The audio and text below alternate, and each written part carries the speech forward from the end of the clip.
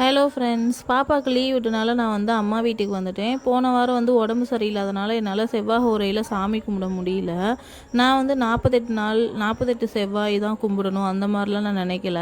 எப்பயுமே செவ்வாய்க்கிழமை தொடர்ந்து நான் அந்த மாதிரி கும்பிடணும்னு மனசில் நினச்சிட்டேன். நான் நினச்சது நடக்கிற வரைக்கும் நான் வந்து சாமி கும்பிடணும் அப்படின்னு நான் நினச்சிட்டேன். அதனால் போன வாரம் கும்பிடாதனால இந்த வாரமும் நம்ம விட்டுறக்கூடாது அப்படின்ட்டு நைட்டு 8 to 9 செவ்வாய் ஹோரை டைமில் நான் சாமி கும்பிட ஸ்டார்ட் பண்ணிட்டேன். எப்பயுமே ஏர்லி மார்னிங் 6 to 7 தான் நான் சாமி கும்பிடுவேன்.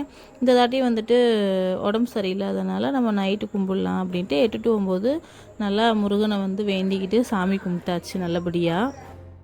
எங்களோட லைஃப்பில் வந்துட்டு நல்லா போய்கிருக்கும்போது திடீர்னு நெகட்டிவான விஷயம் நடக்க ஆரம்பிச்சிருச்சு. அதுலேருந்து எங்களால் மீண்டு வர முடியும்னு நாங்கள் நினைக்கவே இல்லை.